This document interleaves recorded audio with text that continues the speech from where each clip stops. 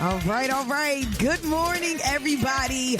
Welcome in. I know it's early, but we are going to have a great time. We got a great discussion. My name is Khadijah Corey, media personality, entertainment, radio, and TV host from Lit 106 Radio in Fox 5 in D.C.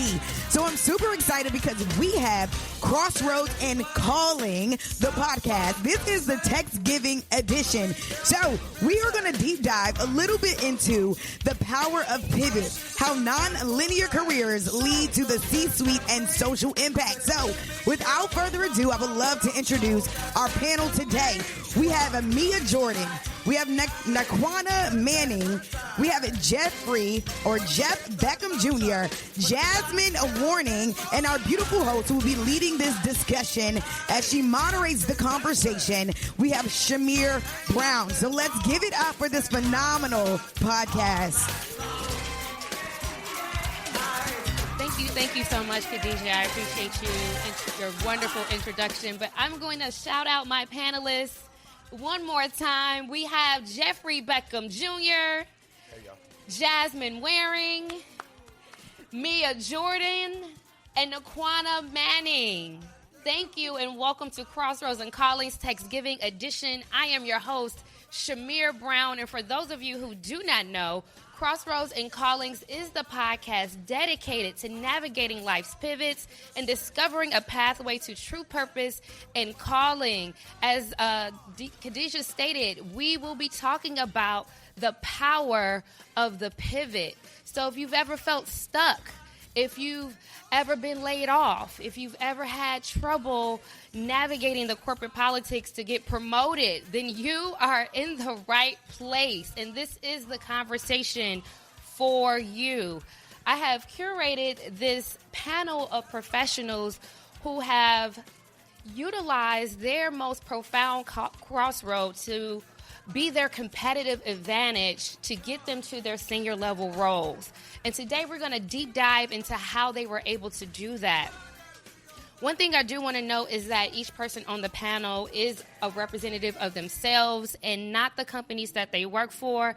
So I'm going to allow them the space and the grace to share freely, organically, with no restrictions, so that this conversation is as impactful and empowering as I know it will be. So before we get started, I just want to level set there and then allow them the opportunity to introduce themselves. Let's give them one more round of applause. I'm just so excited. Y'all don't know how excited I am that they're here. Jeff flew in from Chicago. Mia and I used to work together. Jasmine is connected through my network. Naquana is a friend of mine, and it's just, I'm so grateful for them showing up and coming to the Crossroads Callings table and sharing their stories with me.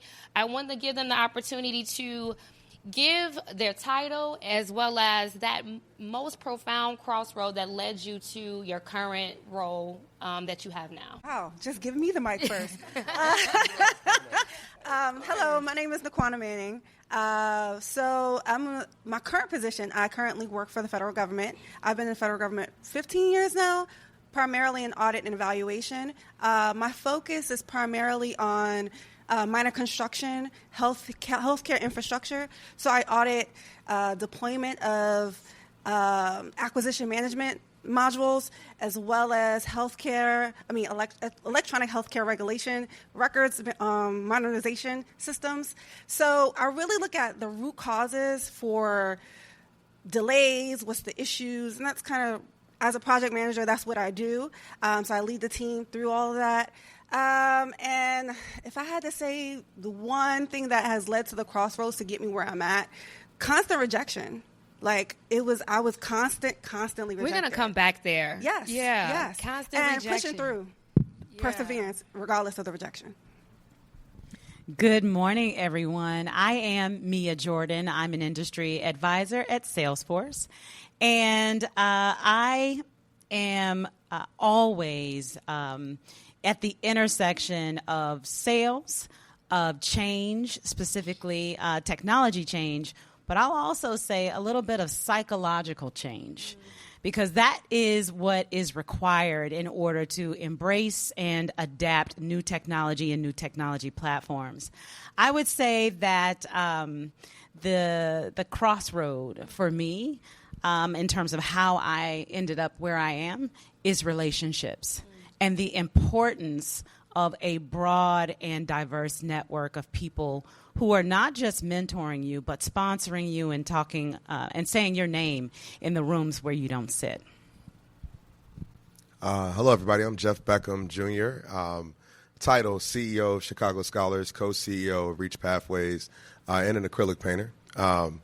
All three hats. Chicago Scholars is a college access program that is designed to work with first-generation and low-income students to complete college, get through school, and get that job to become the next generation of leaders in our city and our country. All in, we've worked with 10,000 students. The app Reach is a digital version of that, a platform that we built that's AI-powered that now has 40,000 users across the globe. The pivot moment, similar to Naquana, like getting pushed out the window and having to fly. Whether it's like losing a job and starting my first company, or going to a nonprofit and working for 3 years to convince the board to allow me to use part of our endowment to build an app that's now been able to fund the nonprofit into an era and cycle where nonprofit funding is really going away. So being able to land on that branch and trusting as a bird, it's not going to break because of faith is something that's gotten me to where I am now. Wonderful. Hi, I'm Jasmine Waring, and I am a named account executive for a global tech company. I specialize in the pharmaceutical industry and work with just a couple of large global pharmaceutical companies. My role is hybrid. I work with an expansive team, and I lead the transformation through my company's tech platform. Got some entrepreneurial background as well. Maybe we'll dig into that a little bit later. But I'll say that my crossroads moment was one where I had a friend, a longtime coworker, who constantly poured into me, and just we had a conversation, and he said, you know what, you can do anything that you want to do. You just have to choose if you want to do it or not. And I said, you know what? You're right. And I read a book that he recommended that was called The New Leadership Literacies, and it spoke about the fact that the world was changing. We weren't doing brick and mortar so much anymore, but we were moving into a disparate. Everyone was spread out, and if you could wrap your mind around a disconnected society and how we can move forward, you can drive change, you can win, you can do whatever you set your mind to. And so that was a moment for me where I realized it was time to do something different. 15 years in pharma and medical devices, and it was time for me to move into the tech space where I could help drive that transformation. So love to talk about it more. Yes.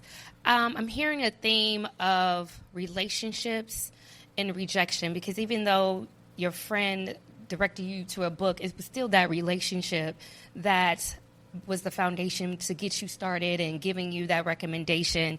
And so I really want to unpack both of those things, because rejection is hard. And it is kind of an unfortunate thing that you have to encounter with whatever your journey may be.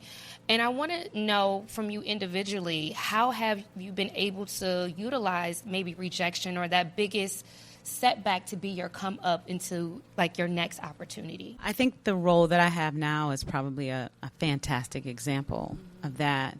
So coming out of the federal government, I was a former federal CIO of Federal Student Aid, and also a CIO at a Chief Information Officer at an agency at the U.S. Department of Agriculture. I spent 11 years in government, and then prior to that, I spent about 13 years supporting government. I didn't realize, I think, how boxed in I had become in my role in government. Obviously, right, there is a, I think, perception that I had accepted that you had to be a certain way in order to lead well in government. What was the way? I think it was it was very buttoned up, right? I think I was, wasn't my most authentic self, because I was always, it was Game of Thrones, right? So I was always calculating and observing and trying to figure out how not to get slayed. Okay. Right? Because the environment was very much that. So transitioning out of government, I was very confused the first year and a half out of government, where people were saying, wow, look at you. You're amazing. You've done it. The transition has been amazing. And it didn't click until about that time where I said, oh, I see. People get to see the real me now. Yeah, for the first time. Yeah. And they're thinking that they knew me in that role, right? In those leadership, senior executive roles in government. When in fact, the Mia Jordan that you see today that steps on a stage, that sits in front of customers and can talk about my wins and my losses is very much my most authentic self. And so I think it took that kind of, that moment of kind of understanding, right? And knowing that, gosh, I was being this thing that wasn't me. And I am so grateful and thankful to be in the space that I am now, where just like you said, I can step out on that branch and I know I can fly. Yeah.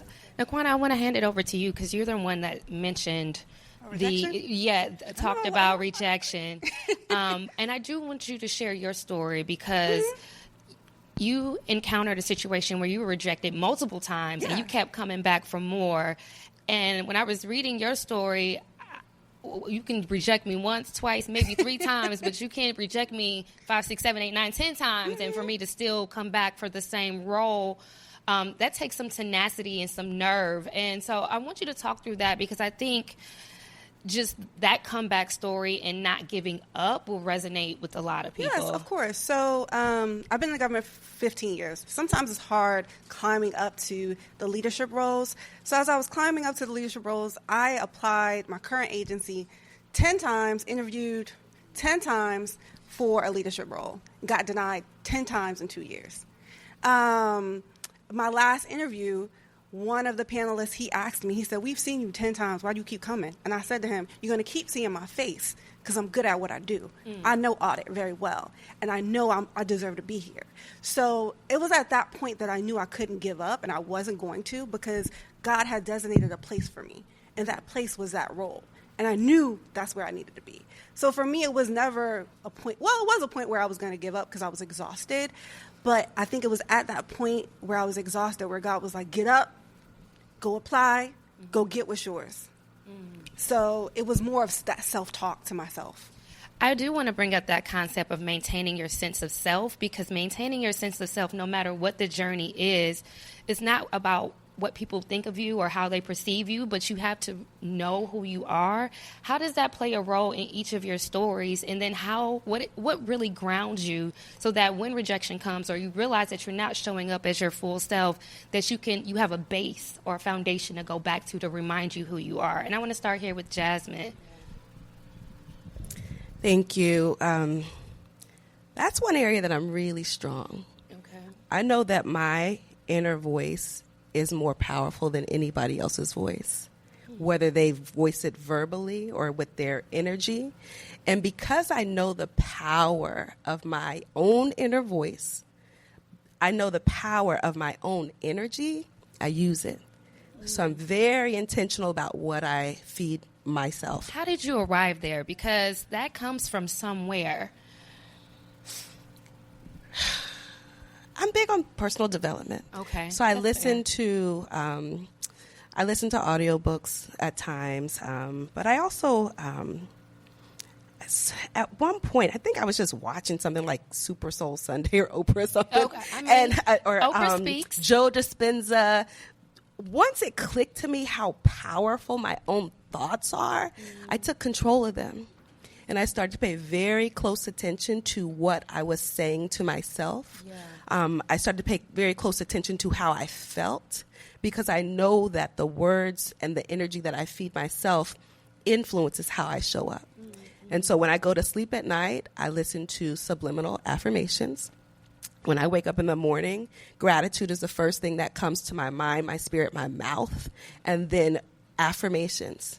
because I own the narrative and nobody can control that. And I really believe that once you figure out and understand the power of your own words, energy, you can do anything you want, anything. And you will own that. Like, people know, don't come to me with negativity. Right. I'm not the one. You can go next, Jeff. Sure. I mean, I wrote about this not too long ago about the power of no, right? I think, let's see, Obama leader, cohort 2, I didn't get in the first cohort. A big program in Chicago called Leadership Greater Chicago, I got deferred the first time.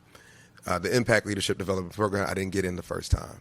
Even my role as CEO of Chicago Scholars, it was interesting. I was vice president of the organization before becoming CEO. I reported to the president, who reported to the CEO. And when the current CEO stepped down, the president and the CEO went to the board and told them Jeff should be CEO, which meant I was going to become the boss of the person I reported to.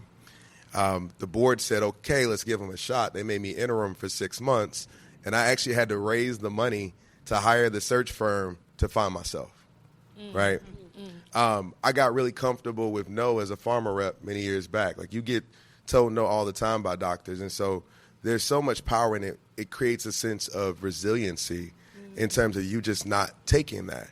Even when we raised the seed round this year, I tell people the story. I got told no 153 times. I got 5 yeses, though, to raise $2 million. I only needed 5 yeses, and now the product is here, it's developed, and it's growing. If I took that no, I wouldn't be here. And I think that, like, one of the things we always say is, why do people give up? Why we're Techsgiving, right? And they talk about founders' stories. Simple stat: 90% of founders fail because they give up. Okay. And so when you say no, is this you not internalizing the no?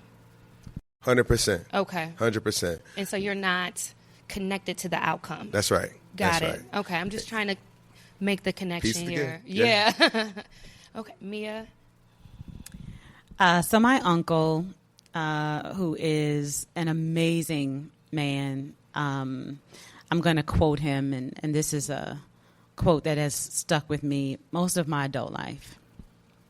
And that is, don't take a no from someone who can't say yes. Okay. Explain. So essentially what that means is you got to know who you're talking to. You got to know who you're asking something from and understand, do they even own the power, have the power, or do they have the authority to say yes? That's a word. Can you just we're going to say that again because I'm going to get that in the clip. So, don't take a no from someone who can't say yes. Okay. And so you have to think about that. Those of us who are in sales roles, we're always navigating the organization, right? We're trying to find the right person, the leader, the decision maker. Exactly. Yes. But even sometimes when we get to who we believe are the decision makers or those that are even empowered to be decision makers, we have to realize sometimes they don't have the courage to say yes. Okay. And we have to continue working our way around, up, over, however long it takes, as you said, 153 times to get to a yes. And so that has stuck with me for a very, very long time, most of my adult life. And I think it resonates with the story of rejection. And that coming to realize that there were many no's that I was given that I never should have accepted because they truly didn't have the power to say yes. How does that relate to people that are searching for jobs right now? And they're getting a lot of no's and they're getting a lot of rejections and they seem like the people that can say yes. I would say, you need to right now in the space that we're in, I would ask those people to really evaluate the channels that they're using to get to a yes. Every role that I've had has been because of a relationship, not putting my resume in a portal. Okay. Finding someone, identifying someone, you have to do your homework, right? And I'm going to stop there because I don't want to capitalize and monopolize. No, I would agree. I definitely feel that there are different channels that you have to take. So when I constantly got no's, I had to take a look at my resume. Okay, what do I need to change? How can I make it so that they know that I want to be in this role? Yeah. Then I had to start networking. I had to start being in all the SES's faces. I had to be in all the leadership things, even though that's not my personality. Yeah. But I had to let them know that that's where I wanted to be. So you have to position yourself in places and be seen so that you have those opportunities. So like you said, it's not always about sending your resume in a portal, but you have to be in those places, in those rooms with those people. I do want to come back to the notion about relationships, because I'm seeing that's the other thing that I'm catching as you guys are speaking. And in a lot of the sessions, they also talk about building your right network and making sure you build relationships. And I feel like it's getting to be almost cliche when people say it, like, how do I even go about building this relationship? How do I make sure that there's relationship capital? There are people that know a lot of people, but then when they need something, they can't go back to those people and ask for maybe a job or funding, because both of you had entrepreneurial endeavors. So when people say build those relationships, what is the framework to doing that to get you from point A to point B, if that is one of the avenues to getting to your leadership roles or making your dreams come true or even getting to your calling? What is the foundation framework to even make that happen?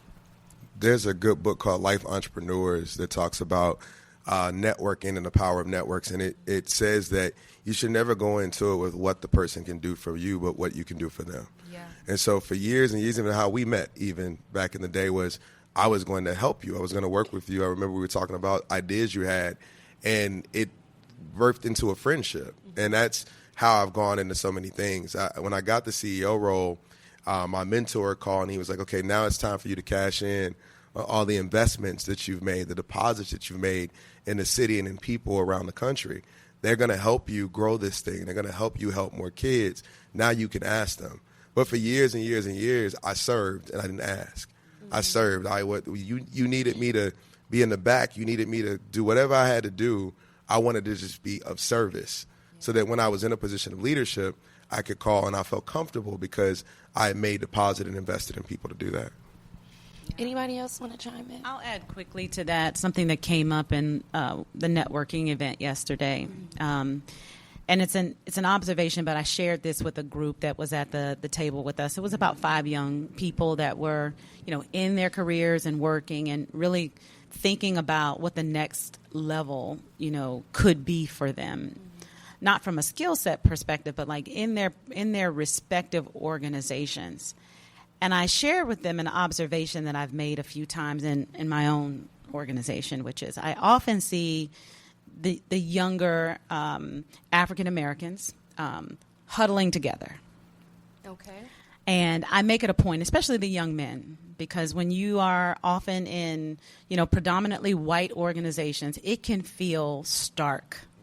It can feel jarring to be in an all hands or at a conference and, it's just a few of you. Yeah. And so I often say to them when I see them huddled together, disperse. Disperse, right? And they disperse. Mm-hmm. But I shared with this group yesterday, I said, so often, the opportunities that come where you can invite someone for coffee that you are on a team with. When the team goes out after work, are you declining? Are you participating? It is those little things that begin to either show that you are available and open and worth knowing, getting to know, or that you're standoffish. And that when the opportunity presents itself of, let's have this person lead the team or let's have this person lead this project, it's those little opportunities that came along that you either showed up for or you didn't, right? It is those deposits that end up reaping, a harvest for you long term. And that, for those people that are very young in their careers, it really does start there. Yeah, it does. Go ahead. No, you have you have something I just wanted to add to that. As it relates to networking and networking when you've gotten a lot of rejection for jobs. I want to co-sign on what Jeff has said. Serving first. When you are in a position where you're looking for something, you don't want that to be the first time that you reach out to people. Yeah. You always, always, always want to make sure that you are pouring into others first, so that if you happen to need something, it's an easy ask. And also, I'll never forget, I was a head of a networking organization for a while, and the thing that I really didn't like is folks coming and not ready. And so make sure that you've done the work. Yeah. Anybody looking for a job, make sure you've done the work first. Don't just apply. Don't expect AI to do all of it. AI will do a lot, but you have to do the work, your personal work first. If you've gotten repeated no's, I would say take a step back to see what could you do differently, what could you do better. What have you learned since college? What have you learned since your last role? Yeah. You know, get yourself ready. Make sure you're pouring into others, you're giving, you're doing, you're being. And so when and if you need something, it's an easy ask. I'll say one last thing. I'm a boomerang at the company that I'm at now, meaning I was here 5 years ago, left and came back. Sometimes you don't have the opportunity to boomerang, but if you're intentional about pouring and giving and doing and being great, it leaves the door open so that you can ask anybody for anything. And so if you move that way, it's an easy ask.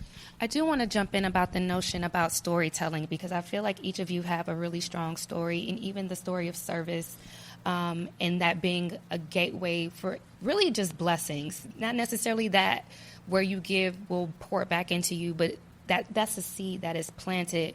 I feel like a lot of professionals that are technical or analytical don't really know how to tell that story so that it resonates with their next level. What is your framework to sharing your story in a way that resonates value, that will open, say, new doors to like different careers and different industry opportunities? Somebody else want to go first? I can take it. You should go. Well, that's a good question. They always say it's a good question when you got to think about it, right? Yeah.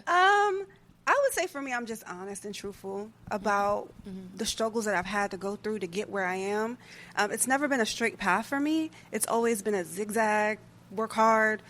I'm always the underdog. Yeah. So my story is always the underdog. So I tell that underdog story, and that whenever there's an underdog, there's always a success story at the end of it, right? At some point, it might not happen right now, but it's going to happen. So for me, I don't necessarily have a framework. It's just I tell my truth. My truth is I was denied several times. I got up, get it, do it again, and never gave up. And that is my story, and that's what I go with. So I don't know if that's a framework. How do you know what to share and not to share, though? Because there is a such thing as oversharing.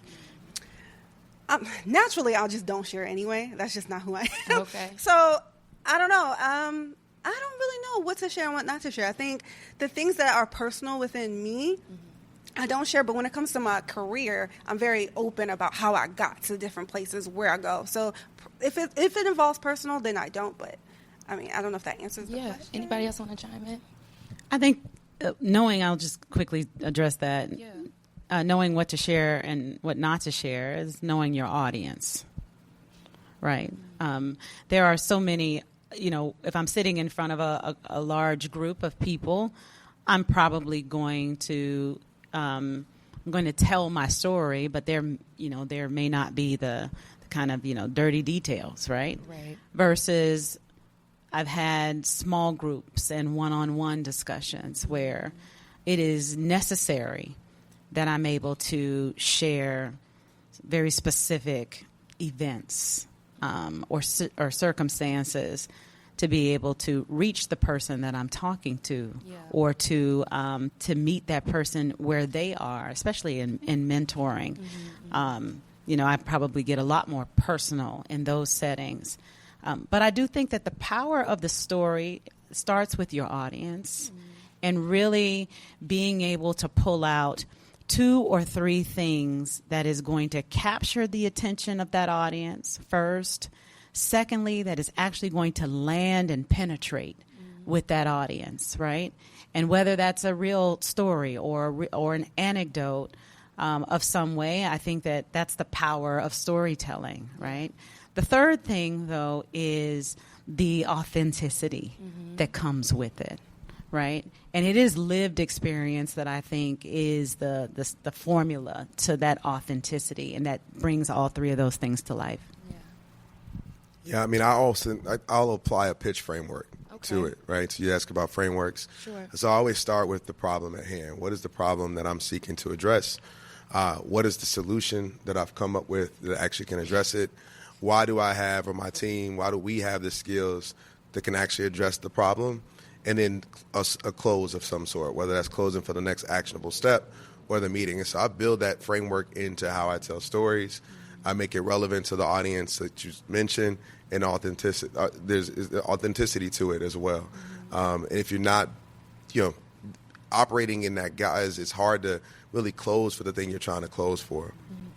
I do have a follow-up question for all of you, and Jasmine, I'll start with you first.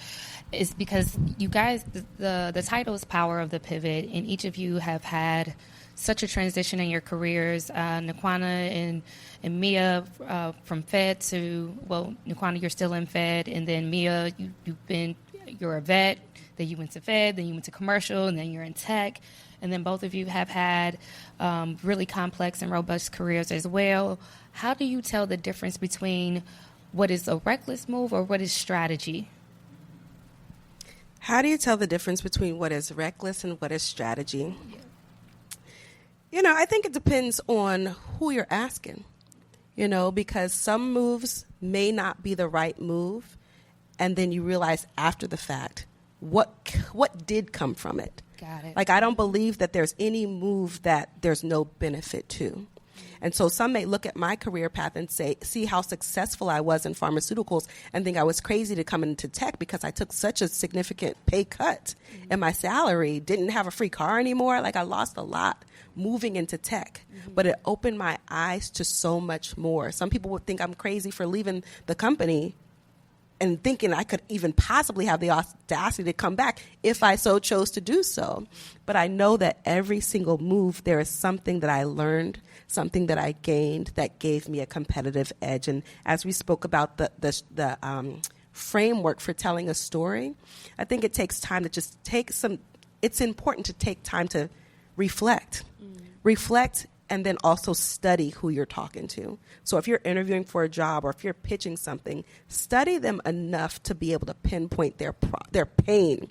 They're not a problem, but a pain point, like something that if they don't fix it, it's a problem. It's going to impact their top line, bottom line, something. Because if you take the time to study them, that manager, that company, if you study them enough to find the pain that really matters, you can fit yourself, your solution, whatever it is you're selling, in as the solution to what their pain is.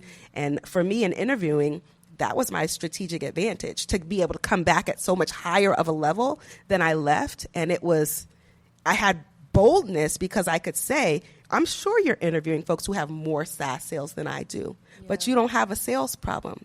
You got a strategy problem. Got it. And with 15 years in this industry, I can help you with the strategy.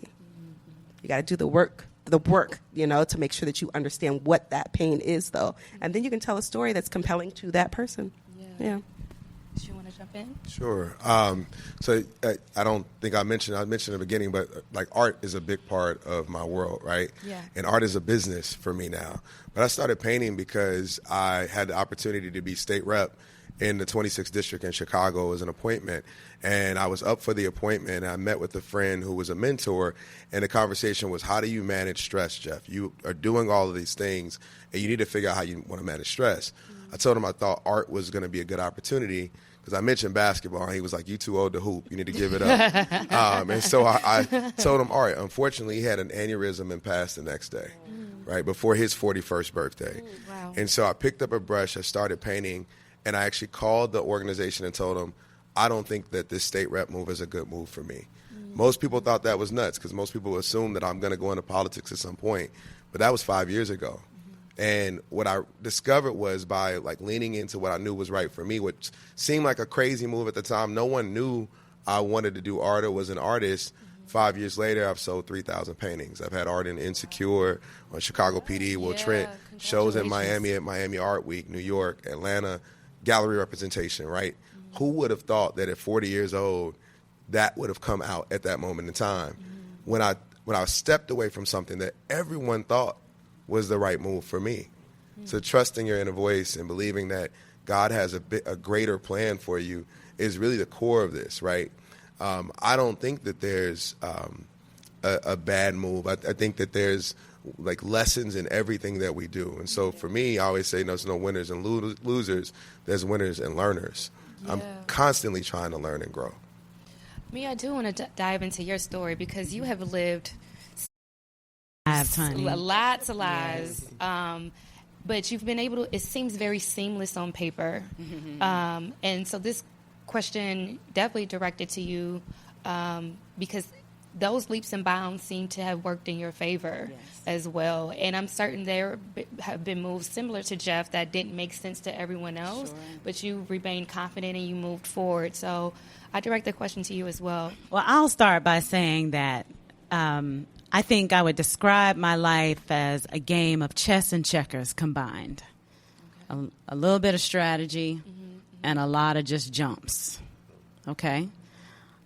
I can't take credit for any of it. I have to give God all glory because I could not have dreamed this up. Yeah. And I didn't dream it up.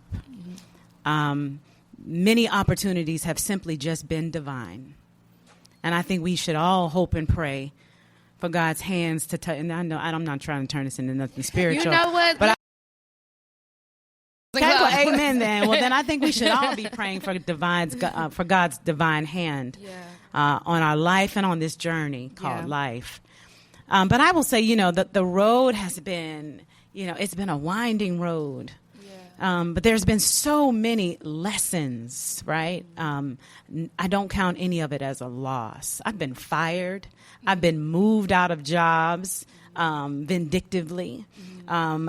People have tried to set up situations, sabotage. I have experienced it all. Yeah. And I hope you see this glow that comes from me and know that, it has not fazed me. How did you know, this was the right move for you, though? Because you made a lot of leaps, and I do believe that our steps are ordered and divine. But something has to resonate with you as well. I think learning to trust my gut has been a life lesson. I am probably older than everybody on this panel, and it took me a long time to learn to trust my gut. Right, to not have that voice in your head where you're constantly second guessing every move or every decision, and to just stand firm on 2 feet and walk forward and walk boldly into it. I am there now that I just believe now that the opportunities that present themselves to me, I am obviously going to evaluate and look for discernment in, but I'm also looking for confirmation of who is this woman that I am, and what are the things that fit me naturally. But I will say, the role that I have now, it has stretched me in ways that I did not anticipate. This role was not defined. It was mine to define. No one else on my team does what I do like I do it. Right. And that is the blessing of the role, is that I can create something from nothing, right, and impact people in ways that I just couldn't have imagined. But, learning to trust your gut at a certain point, I think in life, you get firm, right, about who you are and what you want, and putting that energy out into, as you described, out into the universe. I believe it begins to come back to you tenfold. Yeah. And Naquan, I liked your story as well, because not only did you shift in roles, but you had a physical shift. You left your hometown. Yeah. And then you went to another city a couple of times, right? So you've lived several lives as well. Yeah. How did you determine what was reckless, what was strategy? I think one thing I've learned is being uncomfortable in uncomfortable situations. I think in your career, you have to be very uncomfortable, right? Because I think when you're uncomfortable, it requires a different part of you. So for me, it was always kind of yes, I have to be strategic, but even though I'm being strategic, it's going to make me uncomfortable, and I have to do the uncomfortable thing. I have to take that risk, because that risk could lead me to my next big thing. However, I haven't always been that way. My first federal government job, I said no. And it wasn't until the executive called me and was like, you need to come and take this job. Yeah. Like, you need to take this job. I'm giving you 24 hours. And it was because I didn't want to move. So sometimes you have to be willing to step outside of what you're comfortable in, whether it is a city or place or a thing or people, and move. Just move. Yeah. Move. With all the leaps and bounds and the pivots that you made in your career, do you feel like you finally arrived at your calling? I feel that I am aligned. That's okay. Yeah, I'm aligned. I'm aligned in a place where I feel that my unique value is an asset to what I do. It alleviates any angst that I have about what I don't do. It gives me confidence to lead in a space where I have resources around me to put together something beautiful and productive. It's alignment, like peace or contentment. Peace, contentment, confidence. There's always an inner wanting to make sure that you're doing the best. And I know because I have a role that thousands of people wanted. And so I take that with me every day to be my best. And some people think I'm a little bit difficult, but I just said, we have roles that thousands of people want. So that at least we can do is be our best selves. At least we can do is be great, and so I do feel aligned here. I do feel that there's more that I intend to do. But that's just who I am, and some will be perfectly at peace with where they are right now. But I think that's the definition of peace and joy, is finding that alignment. Yeah, I'm there. Jeff, you're a jack of all trades. Do you feel like in everything that you do that you found, like, this is what I was purposed and called to do? I am working in my purpose and in my calling. Okay. But arrival feels like the journey's done. So I don't think I've arrived. I think that what I'm learning as I've gotten older is to enjoy the mile markers on the journey.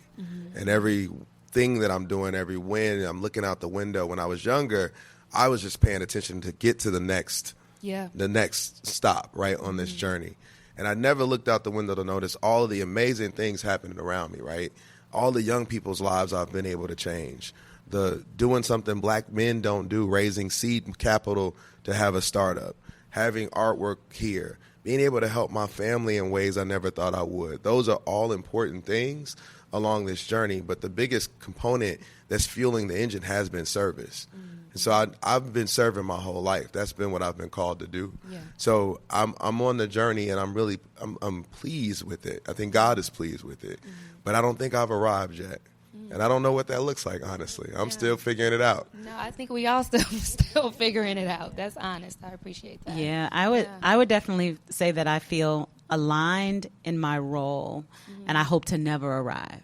Okay. I hope that this life is always exciting and is presenting something new to behold. I have found something new, though, outside of my role. So I started a business this past summer. Obviously, I work for an AI company, but I started teaching middle and high school students over the summer virtually how to use ChatGPT. Okay. And then the parents reached out and said, no, wait a minute, I got to learn how to use this too, because I don't want to get left behind. Yeah. And that has exploded into something I couldn't have imagined. It is the hardest work to do, as I am not a trained teacher. I am not a trained educator. But it is the definition of a labor of love for me. Yeah.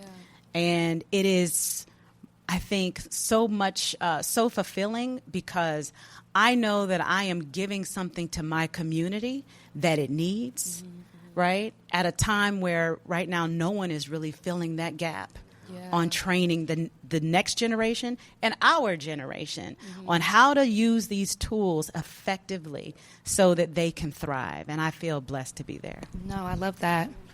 I would say that I haven't necessarily arrived, but I'm on my path to getting there. Okay. I feel as though I'm definitely aligned. As I go into leadership and I'm learning about my style of leadership, the team I lead, I would say the feedback that I get is like, you're amazing manager. I love the work that you do. And it just every day it makes me happy because it makes me feel like this is where I'm supposed to be. And when I hear that my team is like, they're getting accolades or they're finally getting the stuff that they need. And it's because I'm stepping up and I'm telling, hey, this person needs to go here. And it just feels good that my team appreciates me and the people that I work with appreciate me. So I would say I'm aligned. Am I arrived? No, because I think there are other things that God is calling me to outside of my career that have nothing to do with my career. So I got to walk that path at some point. I'm going to do a quick time check before I ask my next question. How are we looking? 10 minutes. So I did ask each of the panelists, and they should already have something prepared. With Crossroads and Callings, we'd like to leave our listeners with either a word of encouragement or some how-tos to empower them to act. Because so many people are in their own individual crossroads, they're in transition, and they're just looking for either inspiration or how do I get to my next. And so because we ended with Naquana, I'm going to start with you, Jasmine, and then I'll close this out. Final word, something that's inspirational or action. I would say to check yourself. And I say that with love. I say that as kindly as possible. But I would say check yourself. Wherever you are, do a self-assessment and assess your thoughts, your words, your energy, your space. Who are you around? Are the people around you feeding into your life? My rule is they got to at least be neutral. There's nobody in my space who's bringing me down, only neutral or up. So do some assessments. If you're not where you want to be, if you're not happy, you're not where you want to be career-wise, personally, whatever that case is, take a look in the mirror first and make sure that you are being and doing who it is that you want to be and do. And that starts with your mind, your heart, your spirit. That's the beginning, no matter what it is, in my humble opinion. After you do that real assessment, I would say take action to make it what you want it to be. If you're willing to be bold enough to be honest with yourself and it's not where you want to be, take the steps. We've got ChatGPT, we've got Gemini. Ask it to help you and give you a guide. Take some ownership there, but start with your own self, because usually you've got more control and more power over your life than you believe. And I would say we're the author, not the audience. Start writing. Mine is similar. It's get started. Get up, get started. Whatever that thing is you want to do, get started.